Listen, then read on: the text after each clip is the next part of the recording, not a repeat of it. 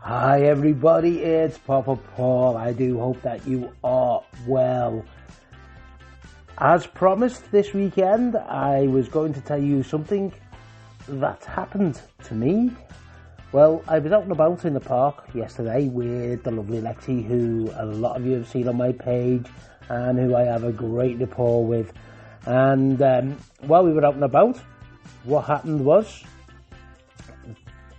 she sniffed the air and she caught a scent.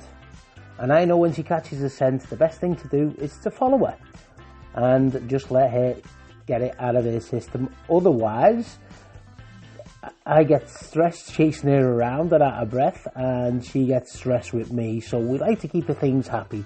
So anyway, she caught this scent and she started on the trail, and we went for about 200 meters, and she got to this corner of the park and there was a small wall there, and she bounded over the wall and started sniffing around the front of someone's house and sniffing around the front doors.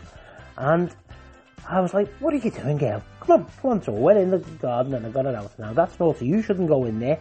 So as we left, I was talking to her outside, and about 10 seconds later a man walks out carrying a plate of food covered in tin foil. Now this must have been a lovely breakfast or something like that, but her nose had caught it from the best part of 200 meters away, and it was such great fun. Now when you think about this, the sense of smell, that is a dog's superpower. Like, you look at the likes of the superheroes, you've got Spider-Man, you've got Batman, you've got all these superheroes who have these things. Nobody has done Dogman, and yet a dog has all these wonderful superpowers. They have the hearing and they have this sense of smell. The sense of smell is somewhere between 10,000 to 100,000 times more acute than ours, depending on the breed of dog, of course. Now the reason for this is a dog has more scent receptors than us. For every scent receptor we have in our nose, a dog has about 50. So when you think of that in the likes of a long-nosed dog, which Lexi is, that must be a mine of information, and that's how a lot of dogs see the world. They see it through the nose. So when they're walking along and they're sniffing, they are building a picture of what was there. Who was at that lamppost? What condition are they like? Are they, boyfriend or girlfriend material? It's like Tinder for dogs as a lamppost. But anyway, this is a superpower which is superb, and that's why so many dogs are used for the likes of drug sniffing, bomb sniffing. Now those dogs aren't taught about the evils of drugs and terrorism.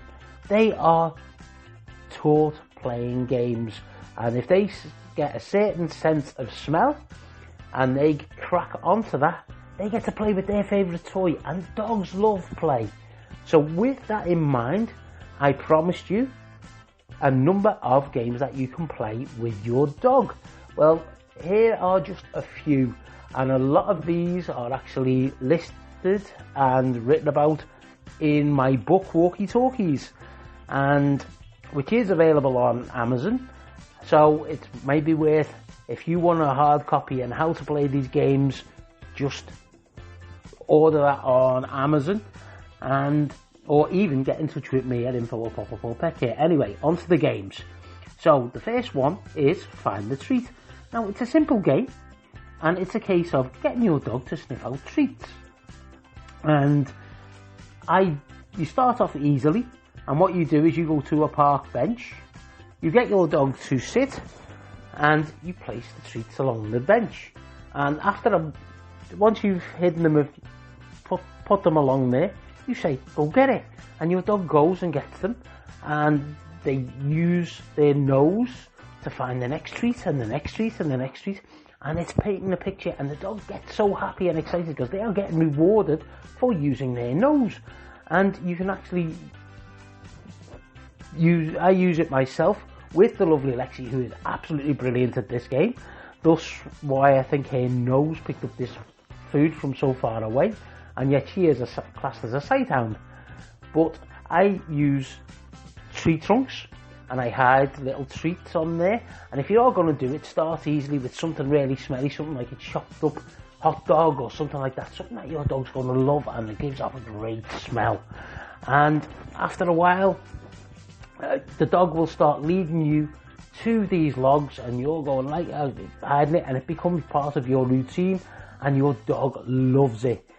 The next one is pick a hand, and it's a great one for teaching impulse control.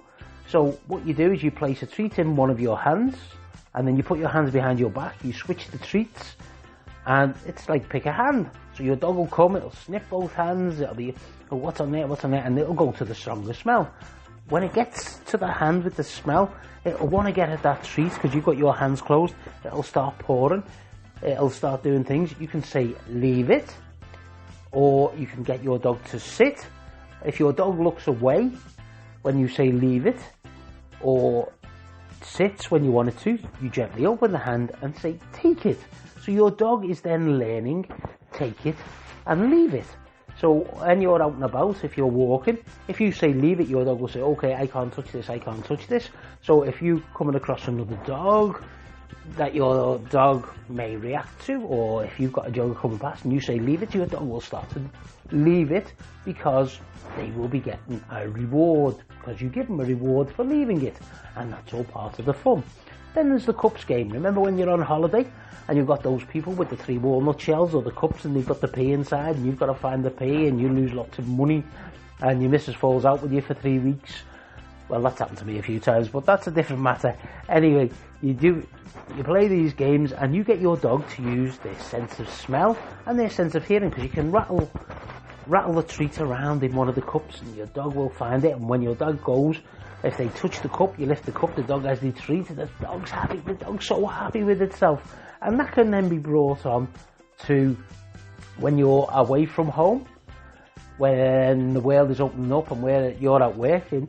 You can hide these treats in various places, so on cushions, in a corner, wherever, and your dog will spend the day snuffling around to find these treats, and it beats chewing on your socks, your shoes, and everything else.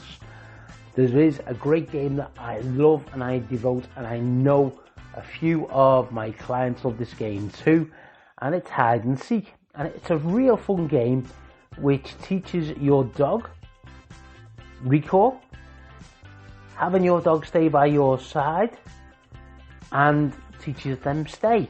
So what you do is you get your dog to stay, and then initially you would start very, very easily. So you will go and hide behind the nearest tree.